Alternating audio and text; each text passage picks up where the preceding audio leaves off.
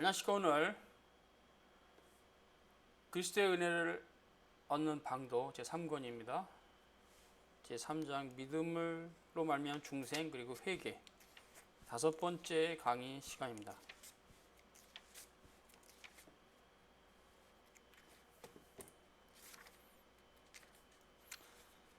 21절에 회개는 하나님의 값없는 선물이라는 말이 있습니다. 하나님께서 이방인에게도 생명 없는 회개를 주셨다. 사도행전 11장 18절과 고린도후서 7장 10절입니다.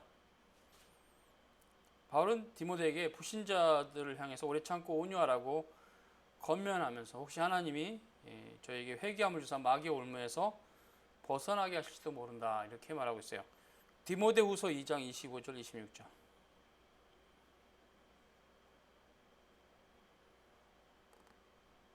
하나님께서 죽음에서 구해내기를 바라시는 자는 누군지 중생의 성령으로 말미암아 살리심을 받을 것이다. 이렇게 칼빈은 말합니다. 회개가 구원의 원인은 아니지만 회개가 믿음과 하나님의 긍휼하심과 불가분리 관계에 있다. 이렇게 칼빈은 말합니다. 그래서 하나님을 향한 두려움과 경외심이 왕성한 사람은 성령께서 이미 그 사람의 구원을 위해서 역사하고 계신 것이다. 이렇게 말하고 있습니다. 하지만 사도 역시 배도자들이 구원의 소망에 대해서 제외되는 것에 대해서 히브리서 6장 4절과 6절을 말하고 있어요. 이 본문을 한번 살펴보겠습니다. 히브리서 6장, 그래서 6장 4절에서 6절.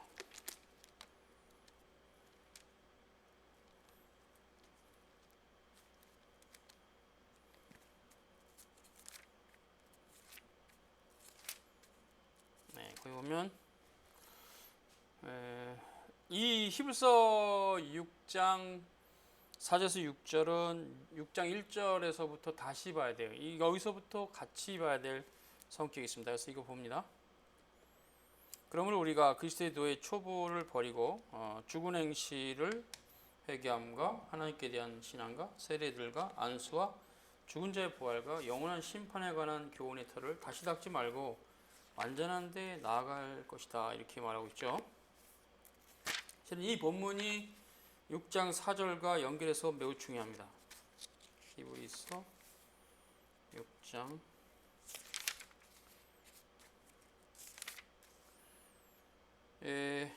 거기서 이 본문을 원문을 가지고 다시 해석하면 우리가 그리스도의 도의 아르케 원리죠. 원리를 어떤 상태에 머물러 있지 말고 완전한 데 나아가야 될 것이다. 이렇게 말하고 있어요. 물론 이제 거기에 대해서 그 원리가 뭐냐 하는 것은 죽은 행실을 회개함, 하나님께 대한 신앙, 세례, 안수, 죽은 자의 부활, 영원한 심판에 관한 교훈의 터예요. 이게 이제 아르케인데 이 아르케의 상태에서 머물러 있지 말고 그것을 완전한 데로 끌고 가라. 그때 이제 거기 바울이 교훈의 터를 다시 닦지 말고 교훈의 터를 다시 닦지 말라. 2절이죠.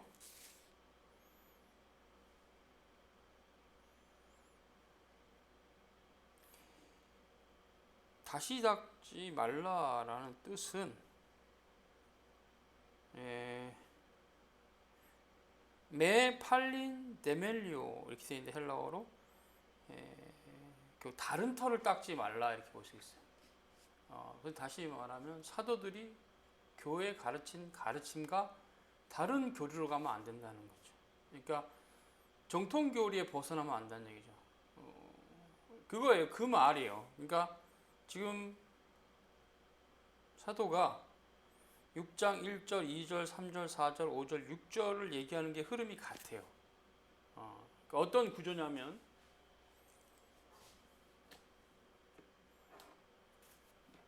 좀 사도는 히브리서 6장 1절에서부터 2절은 요약하면 사도들의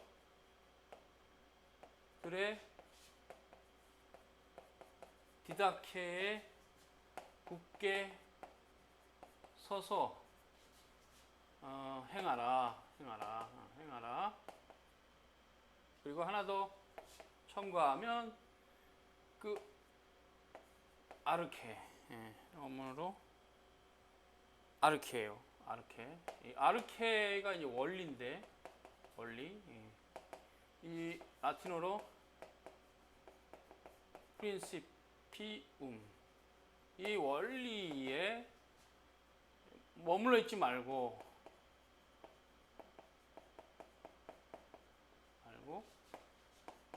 완전한 대로 나아가라. 완성을 향해서. 그러니까 이 원리의 시작점이 있겠죠. 그리고 완성 혹은 완결점이 있겠죠. 이렇게 가라는 거죠. 그리고 여기는 이제 사도들의 디다케. 이거 말해요. 이게 지금 히브리서 6장 1절과 2절의 핵심이에요. 다른 터를 닦지 말라. 이제 여기 매가 있고요. 매. 영어로 나트죠. 그 다음에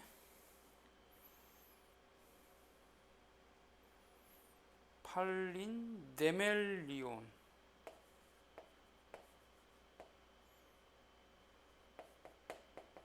이렇게 되어 있는데 다시 혹은 다시 털을 닦지 말라 이렇게 하고 있어요. 다시 털을 닦지 말라. 매 팔린 네멜리온 카타발로메노에 다시 털을 닦지 말라. 다시 제자인데 이것은 다른 터란 말도 돼요. 다른 터. 이 다른 터의 개념은 갈라디아서 1장에 나옵니다. 갈라디아서 1장. 갈라디아서 1장에 보면 사도 바울이 갈라디아 교회에게 이렇게 말하고 있죠. 갈라디아서의 배경은 이제 그 본문 해석이 좀 많이 있어야 되니까 약하고 일단 그 본문 자체를 보고 가죠. 보면 그리스도의 은혜를 너희가 은혜로 너희를 부르신 이를 이같이 속히 떠나 다른 복음을 쫓는 것을 내가 이상히 여긴다. 다른 복음이라 했어요. 다른 복음. 헤테론 유한겔리온인데요. 다른 복음은 없다. 다만 어떤 사람들이 너희 요란케 하여 그리스도의 복음을 변질시키는 거다. 그러나 우리는 하늘로부터 온 천사라도 우리가 너에게 전한 복음 외에 다른 복음을 전하면 이게 봐요. 팔린 데멜리온이 바로 다른 복음입니다. 거짓 교리죠, 실은. 다른 복음을 전하면 저주를 아나데마에스도 저주를 받을 것이다. 우리가 전에 말하였거니와 내가 지금 다시 말하노니 만일 누구든지 너희의 받은 것 외에 다른 복음을 전하면 저주를 받을 것이다. 두 번이나 말하고 있어요. 이제 내가 사람들에게 좋게 하랴 하나님께 좋게 하랴 사람들에게 기쁨을 구하랴 내가 지금까지 사람의 기쁨을 구하는 것이었다면 그리스도의 종이 아니다. 이렇게 바울은 말하고 있어요. 이거 결론이 나오죠. 히브리서의 이 개념과 갈라디아서 1장 6절에서 10절 어간의 이 개념이 같은 개념이에요. 지금 다른 복음, 다른 복음. 갈라디아서 1장이죠. 1장 6절이죠.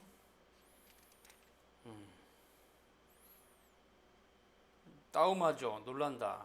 후토스 타키오스 즉시 메타 티데스테 아포투 칼레 산토스 히마스 엔 카리티 크리스투 예수 그리스도 안에서 너희에게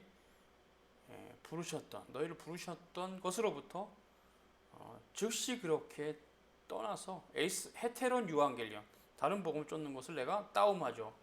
이상하게 여긴다. 이렇게 돼 있어요. 우쿠 에스틴 알로 다른 복음은 없다. 이렇게 말했어요. 그대로예요. 그래서 이것은 너희를 미혹하는 것이다. 따라하지 마라. 바울은 그 얘기했어요. 이 본문과 바울의 이 개념과 지금 히브리서 6장 1절 같아요. 그리고 이제 바울이 그 말한 저는 히브리서 기자를 바울로 보니까 바울이 그 말한 거 히브리서 6장 1절에 하고 2절까지 얘기하고 있는 3절에 그 4절 특히 4절부터 갈게. 한번 비침을 얻고 하늘의 은사를 맛보 성령이 참여받고 하나님의 선한 말씀과 내세 능력 맛보고 타락한 자는 다시 새롭게 할 수 없다. 이것은 바로 이거 다른 터를 닦는 자를 말해요. 사도들이 가르친 가르침에 머물지 않고 색다르게 복음을 만들어서 다른 교리를 따라간 다른 복음을 따라가는 자들을 말해요. 그래서 이것은 그렇죠. 하나님 말씀이 명확하게 있는데 자기들만이 모여서 이상하게 분파로 가는 형태에 대한 말이에요. 결국 사도들에게서 나간 거죠. 사도 시대에도 어느 정도 그런 움직임이 있었고 사도 이후 시대, 속사도 시대는 이제 무리를 형성합니다. 몬타누스주의나 영지주의자들 같이. 그들이 다 다른 터를 닦은 자들이에요. 그들에게는 회개가 없습니다. 이게 멸망이에요. 몬타누스주의자들이나 영지주의자들, 노스틱주의자들은 멸망이에요. 그 교리로서는 구원받을 수 없어요. 지금 히브리서 기자가 6장 1절, 2절, 3절, 4절, 5절, 6절까지 하는 이 의미가 그런 의미예요. 그래서 4절, 6절, 4절, 5절, 6절을 이해하려면 1, 2절을 이해해야 돼요.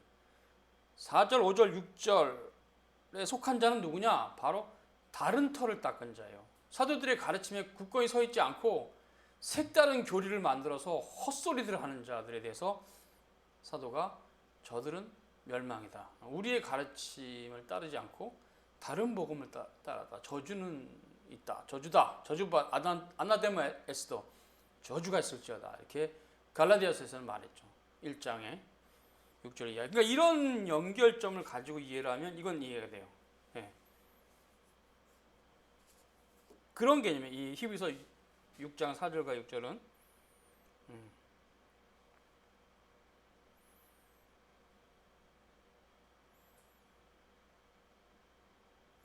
사도는 복음을 믿는 믿음에서 타락하여 하나님을 조롱하고 그의 은혜를 비웃으며 경멸하고 그리스도의 피를 욕되게 하고 짓밟는 자들은 멸망이다. 그 의미는 바로 다른 터예요. 주님께서 사도들에게 전권을 주셨기 때문에 사도들의 가르침에서 벗어나는 것이 다른 터고 다른 터, 다른 교리, 다른 복음을 따라가는 것은 멸망입니다. 저주가 있을지어다. 갈라디아서에는 히브리서에는 이것은 이제 우리에게서 나간 자들인데 이들은 돌아올 수 없다. 멸망입니다. 그래서 다른 터를 닦는 것에 대한 경고의 말씀이에요. 이 본문은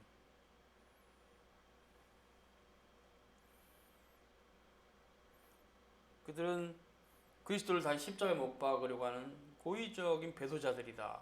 이렇게 말하고 있어요.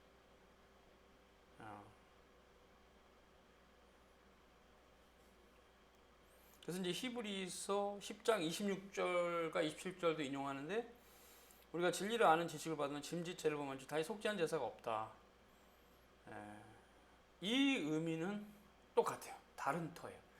사도들의 교훈이 명백히 있는데 그 교훈을 의도적으로 거부하고 색다른 교리를 만들어서 따라가는 자들에 대해서 하는 거죠. 되게 중요한 교리죠. 의도적으로 그 교리를 버린 거예요. 진리를 아는 지식을 받았는데도 불구하고 그것을 고의적으로 제쳐버리는 거죠. 그런 자는 속죄제사가 없다. 이 교리가 되게 중요하거든요. 하나님의 말씀의 기초에서 형성된 교리는 부정할 수 없어요. 대표적으로 삼일체 교리 같은 예수 그리스도 이성일인격 교리 같은 거는 공의가 결정한 교회의 항구적인 구성력 있는 정통 교리인데 그런 걸 부정하는 자들은 다른 터를 닦은 자들이죠. 그들은 기독교인이 아니에요. 그래서 기독교 이단이라 하는 겁니다. 이단들에 대한 얘기예요. 기독교 이단들에 대한 얘기 이것은. 사실 우리는 어떠한 개인적인 죄도 용서받지 못할 것이 없으나 결사적인 광기에서 나오는 죄는 용서받지 못한다. 이게 이제 이단들이죠. 몬타누스주의자들, 영지주의자들 거기 딱 해당해요. 광기죠 완전히. 하나님의 말씀을 거부하고 사도들의 가르침도 그냥 가볍게 그냥 무시해버려요. 멸망입니다.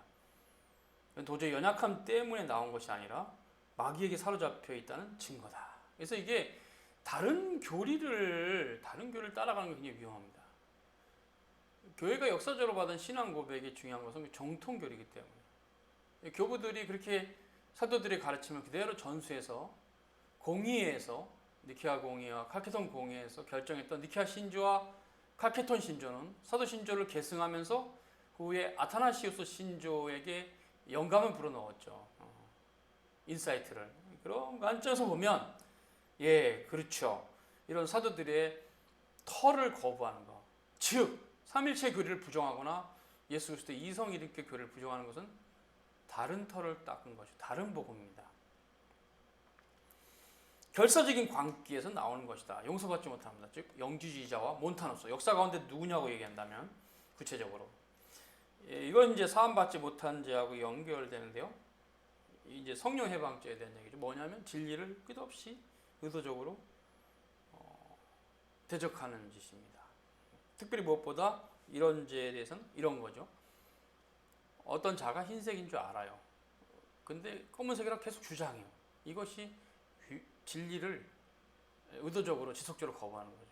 물론 모르고 자기는 검은색인 줄 인식하고 검은색이라고 강력하게 주장했다가 나중에 흰색인 줄 알고 회개하면 돼요. 근데 그게 아니고 흰색인 줄 알아요. 근데 말로는 흰색이 아니고 검은색이래. 이거는 멸망으로 갈 죄입니다. 굉장히 외식적인 거고 위선적인 거죠. 분명히 흰색인 줄 알아요. 근데 검은색이라고 그래요. 그럼 멸망으로 갈 죄. 그 죄를 사함받지 못할 죄라고. 왜냐면 그분들은 돌이키지 않거든요. 여기서 이 의미는 지속적으로. 한두 번 그렇게 외식을 행하다 회개하면 좋은데 지속적으로. 그리고 돌이킬 마음도 없어요. 멸망으로 가는 자들입니다. 용서받기 힘들죠.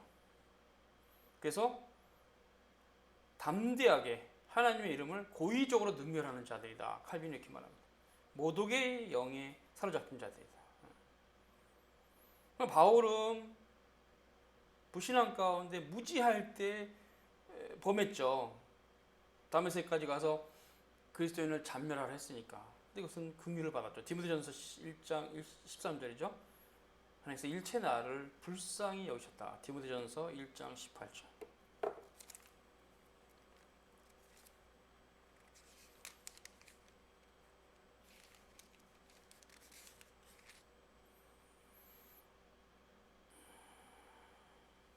디모데전서 1장 13절이네요. 예, 14. 내가 전에는 해방자요 핍박자요 포행자였으나 도리어 긍휼을 입은 것은 내가 믿지 아니할 때 알지 못하고 행하였음을 주님께서 불쌍히 여기셨다. 그렇죠? 바울 같은 경우는 몰라서 지은 죄이기 때문에 용서를 받은 거죠. 이 죄는 뻔히 알면서 짓는 죄입니다. 뻔히 알면서 지속적으로 알면서 지속적으로 용서받지 못하죠. 그래서 사함받지 못한 죄를 범한 자들은 완전히 배도의 상태에 있어요. 그래서 그냥 유기된 자죠. 요한일서 2장 19절. 요한일서 2장 19절. 보면 저희가 우리에게서 나갔으나 우리에게 속하지 아니하였나니 만일 우리에게 속하였다면 우리와 함께 거하였으려니와 저희가 나간 것은 우리에게 속하지 아니함을 나타내려 함이니라. 이 말씀.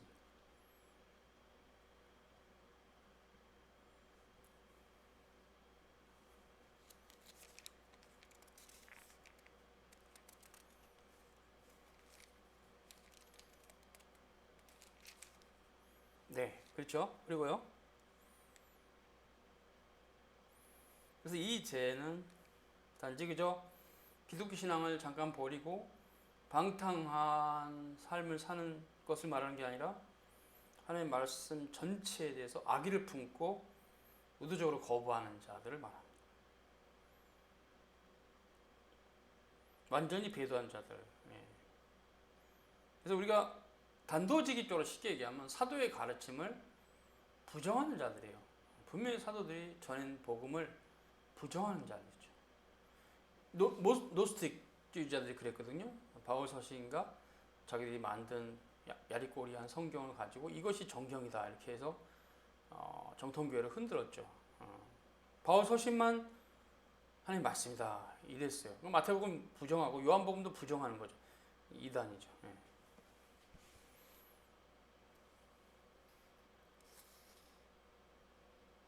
그래서 이것은 고의적으로 한 겁니다.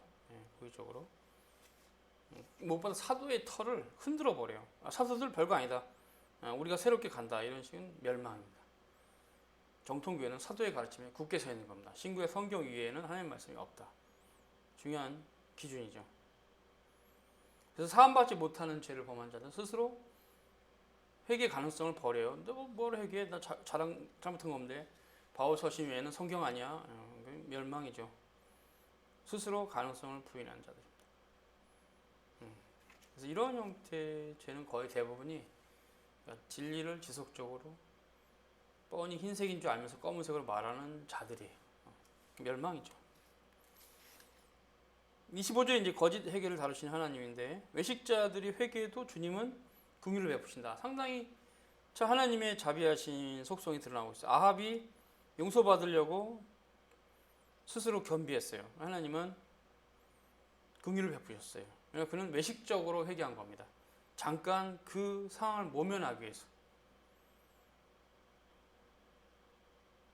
그래서 외식자들이 이런 식으로 회개하는 것은 얼마 동안 묵인이 되나? 그렇죠. 하나님의 진노는 언제나 그들에게 드려져 있다. 하나님께서 그렇게 하시는 것은 그들 자신을 위해서가 아니라 모든 이들에게 본을 보기 위해서. 그래서 외식적인 회개, 하나님이 잠깐 동안 형벌을 거두시나, 그래서 그들의 마음도 잠깐인 거예요. 그 상황만 모면하고자 하는 위험한 것입니다. 그래서 우리는 진정한 회개를 마음을 쏟고 힘을 써서 배워가야 한다. 맞죠? 그래서 우리가 진정으로 마음을 다해 회심하면 아무리 천한 자라도 주님은 용서하신다. 왜? 하나님은 자비한 하나님이니까. 그래서 하나님께 전적으로 마음을 쓰는 게 중요하고, 그 순간만 모면하고자 외식된 회개를 하는 건 의미가 없어요. 거짓 회개라 그랬어요. 칼빈은. 하나님께서는 자비와 온유가 풍부하셔서 그가 진정으로 하나님께 돌아오기를 원하시지만 그들이 그렇지 않아요. 하나님의 진리를 차버리고 고의로 무시해버리는 교만한 자들이다. 멸망이다. 이렇게 이제 칼빈은 말합니다. 그래서 오늘 3장 여기까지 5번째 강의까지 마지막입니다. 수고하셨습니다.